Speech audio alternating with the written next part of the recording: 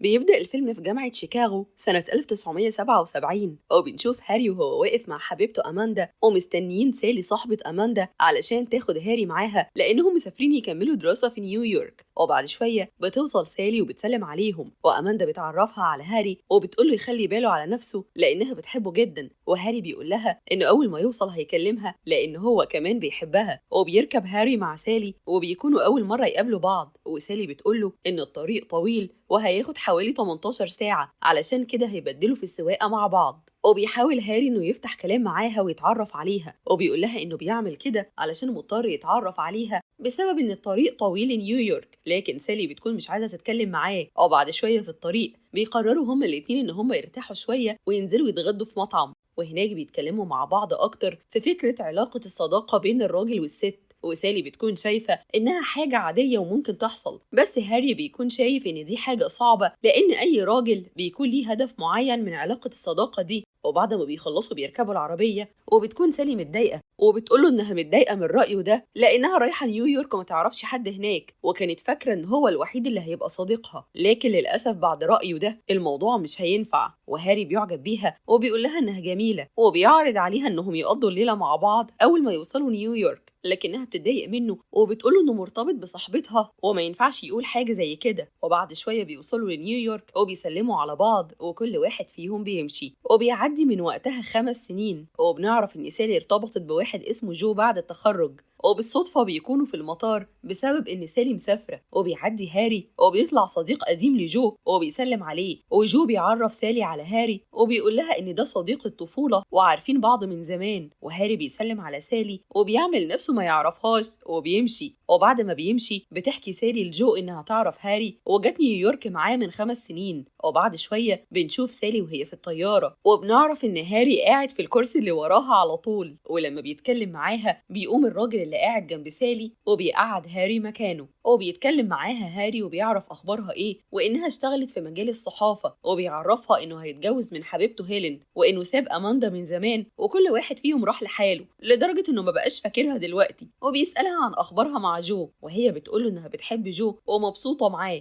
وبعد ما بينزلوا من الطيارة بيعرض عليها هاري إن هما يتغدوا مع بعض كأصدقاء، وهي بتستغرب من الطلب ده وبتقوله إنه كان شايف زمان إن مفيش علاقة صداقة بين راجل وست، فبيقولها هاري إنه دلوقتي مرتبط وهي مرتبطة علشان كده القاعدة دي ما تمشيش عليهم. لكن سالي بتعتذر له وبتقوله إن عندها مواعيد تانية وبتمشي. وبيعدي من وقتها 5 سنين تاني وبنشوف سالي وهي قاعدة مع أصدقائها ماري وآليس، وسالي بتقول لهم إنها سابت جو يوم الاثنين اللي فات، وماري بتسألها لو كان جو فاضي تقدر هي ترتبط بيه ولا لأ، فبتقول لها سالي إنه ما بقاش فارق معايا خلاص وزهقت منه. وفي الوقت ده بنشوف هاري وهو قاعد مع صديقه جيس وهما بيتفرجوا على ماتش كرة قدم أمريكية، وهاري بيقول لجيس إنه في طريقه للطلاق هو وهيلين، والمشكلة إن هيلين بلغته بالخبر ده وقالت له إنها هتتنقل لشقة جديدة تعيش فيها لوحدها. وعلى ما خلصوا الكلام كان الجرس بيرن وفي شركة نقل عفش جايين ياخدوا العفش للبيت الجديد، ومعنى كده إنها كانت مقررة واشترت الشقة الجديدة من بدري كمان. ولما هاري واجهها وقال لها قالت له إنها فعلا اشترت الشقة من أسبوع وما رضيتش تقول له علشان عيد ميلاده، فقالت تستنى لما يخلص. ودلوقتي هاري بيقول إنه شاكك إنها على علاقة بواحد تاني وعايزة تتطلق علشان تروح تتجوزه، وجيس بيفضل يهدي فيه ويقول له ما يزعلش وهو أكيد هيلاقي حد أحسن. بعد كده بنروح لسالي وهي في المكتبة مع صاحبتها ماري، وبالصدفة بيكون هاري موجود في المكتبة بيشتري حاجات من هناك، وبيفضل باصص على سالي من غير ما تاخد بالها. لكن ماري بتلاحظ وبتقول لها إن في واحد بيبص عليكي، فبتقول لها سالي إنها تعرفه وإن ده هاري اللي سافرت معاه لنيويورك. وفعلا بيجي هاري يسلم عليها وماري بتستأذن وبتمشي علشان تسيبهم براحتهم، وهاري بيطلب منها إنها توافق على عزومته على الغدا المرة دي، والمرة دي فعلا سالي بتوافق وبيروحوا يقعدوا مع بعض. وهاري بيطمن عليها وبيسألها على جو، لكنها بتقوله إنها انفصلت عنه بسبب إنه رافض يتجوزها، وهي ما كانتش عايزة تفضل عايشة حياتها من غير ما تكون أسرة ويبقى ليها بيت وأطفال وحياة مستقرة. وهاري هو كمان بيقول لها إنه على وشك الطلاق من هيلين بسبب إنها بتحب واحد تاني وعايزة تتجوزه. وبعد ما بيخلصوا القعدة مع بعض كل واحد فيهم بيرجع لحياته لوحده، لكنهم بيتفقوا إن هم يتقابلوا كأصدقاء ويحكوا لبعض كل حاجة، بس من غير ما حد فيهم يتدخل في حياة التاني. وفعلا بيعملوا كده وبيخرجوا مع بعض في كل مكان وبيكونوا أصدقاء وبيتشاركوا كل اللحظات الحلوة اللي بينهم لحد ما بيجي وقت الكريسماس، وبنشوف إن هما الاتنين اشتروا الشجرة وزينوها مع بعض وحضروا الحفلة بتاعة الكريسماس ورقصوا سوا وكل حاجة. وهاري بيقول لها إن أحسن ما في الموضوع إن علاقتهم متحدد ليها كل حاجة، وإنهم مجرد أصدقاء ومحدش بيحط قيود على التاني، ولو هما الاتنين فضلوا سناجل كده لحد رأس السنة اللي جاية ساعتها ممكن يرقصوا مع بعض مرة تانية لحد ما كل واحد فيهم يلاقي الشخص المناسب.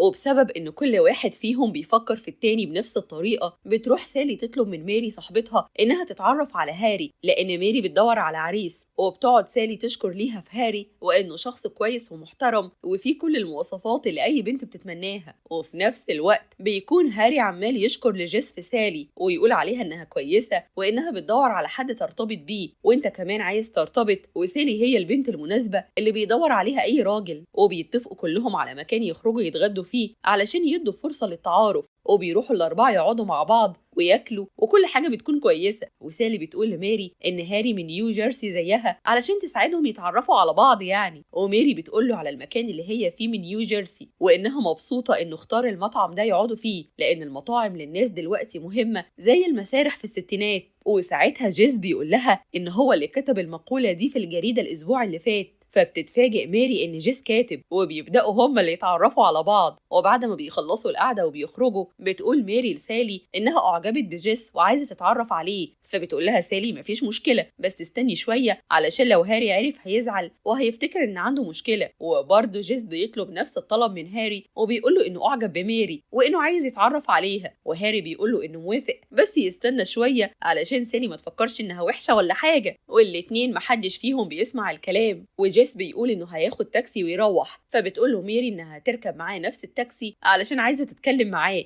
وبيعدي من وقتها 4 شهور، وبنشوف هاري وسالي وهم في محل أجهزة علشان يساعدوا جيس وماري إنهم يجيبوا حاجة بيتهم لأنهم قربوا يتجوزوا خلاص. وأثناء ما هم في المحل بيتفاجئ هاري بهيلين طليقته جاية مع جوزها الحالي، وأول ما بيشوفها بيتصدم وبيفضل واقف مكانه وهو متضايق، وبيعرفها على سالي وهي بتعرفه على جوزها وبتقول إنها مبسوطة إنها شافته. وبعد ما بيمشي بيفضل هاري ساكت ومش عايز يتكلم، وسالي بتاخد بالها وبتحاول تهديه لكنه بيفضل يقول لها إن مفيش حاجة. وبعدها بيروحوا هما الاتنين على بيت جيس وماري وبيكونوا مختلفين على ترابيزة في العفش وعايزين ياخدوا رأي هاري وسالي فيهم، وسالي بتقول رأيها لكن هاري بيتعصب وبيفضل يقول لهم إنه كان كده مع هيلين ومنقيين بيتهم حاجة حاجة، وفي الآخر خدت منه كل حاجة واتطلقت ومشيت. وبيحذرهم إن هما كمان ممكن يوصلوا لكده والحب اللي هما فيه دلوقتي مش دايم، وبيسيبهم وبيمشي. وسالي بتقول لجيس وماري ما يزعلوش لأنه شاف هيلين النهاردة وأعصابه متوترة. وبتخرج بعدها سالي وبتلاقي هاري قاعد لوحده ومتعصب، وهي بتقوله ياخد الأمور ببساطة، فبيتضايق عليها أكتر وبيقول لها إن مش كل الناس بتاخد الأمور ببساطة زيها، وبيفكرها إنها دخلت في أكتر من علاقة وفشلت ومع ذلك كانت عادي ومش فارق معاها، وإن اللي بتعمله ده بتضحك بيه على نفسها لأنها بقت خايفة تدخل في علاقة جديدة من ساعة جو وهي مبينة قدام الناس إنها كويسة لكنها من جوه مش كويسة. وسالي بتزعل فبيحس هاري إنه زودها وبيروح يصالحها.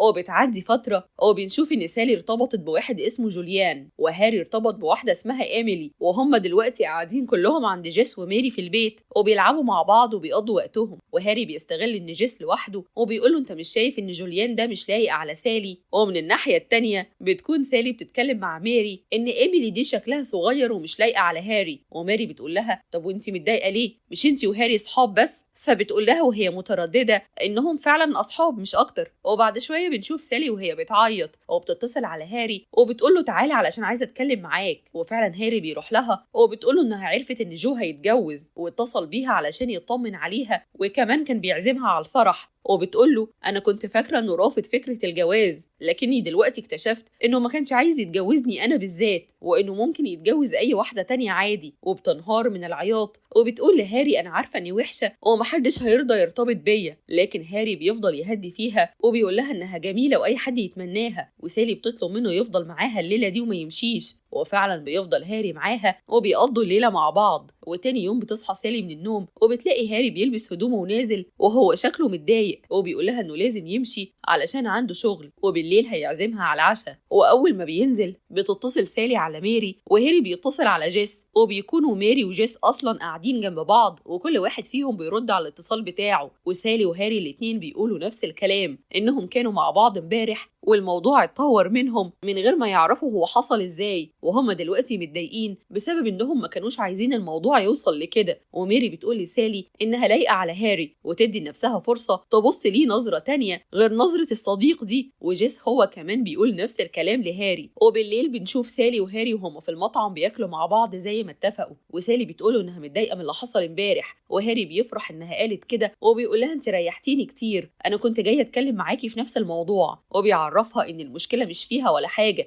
وإنها جميلة وكل الناس تتمناها، بس المشكلة إن هو شايفها صديقته مش أكتر ومش حابب الموضوع يكبر أكتر من كده. وسالي بتحس إنها محرجة وزعلانة لكنها بتضطر تقوله إنها موافقة على كلامه. وبنشوف بعد كده الفرح بتاع جيس وماري، وسالي بتكون موجودة لكنها مش عايزة تتكلم مع هاري وبتحاول تتجنبه، وهو بيقول لها إن اللي بتعمله ده مش هينفع وإن اللي حصل حصل خلاص. وبيفكرها إن هي اللي طلبت منه أصلا إنه يفضل معاها الليلة دي وما يمشيش، ولولا كده ما كانش حاجة حصلت. فطبعا بتتضايق سالي اكتر وبتضربه بالقلم، وبعدها بيرجعوا يكملوا الفرح وكأن مفيش اي حاجه حصلت. بعد كده بترجع سالي تعيش لوحدها تاني، وبيكون ده الوقت اللي فيه احتفالات الكريسماس، وبتروح تشتري لنفسها شجره لوحدها علشان تزينها. وهاري بيحاول يتصل بيها اكتر من مره لكنها ما بتردش عليه، فبيسيب لها رسائل على الانسر ماشين، وهي بتكون سامعه الرسائل دي وما بتردش عليها. وهو بيقول لها انه عايز يعتذر لها على اللي قاله اخر مره، وبيفضل يكرر في الرسائل دي كل يوم لحد ما بترد عليه سالي في يوم وبتقوله انها ما عندهاش وقت علشان رايحه حفله الكريسماس مع جيس وماري، وبتقوله انها خلاص مسامحاه بس مش عايزه تشوفه تاني. وهاري بيعرض عليها انها تروح معاه وبيفكرها بالوعد بتاع السنه اللي فاتت انهم لو فضلوا سناجل يحضروا الحفله مع بعض، لكنها ما بترضاش وبتقفل السكه في وشه. وبعد شويه بيجي ميعاد الحفله وبيكون جيس وماري جايبين واحد جديد علشان سالي تتعرف عليه، لكنها بتلاقي نفسها مش مرتاحه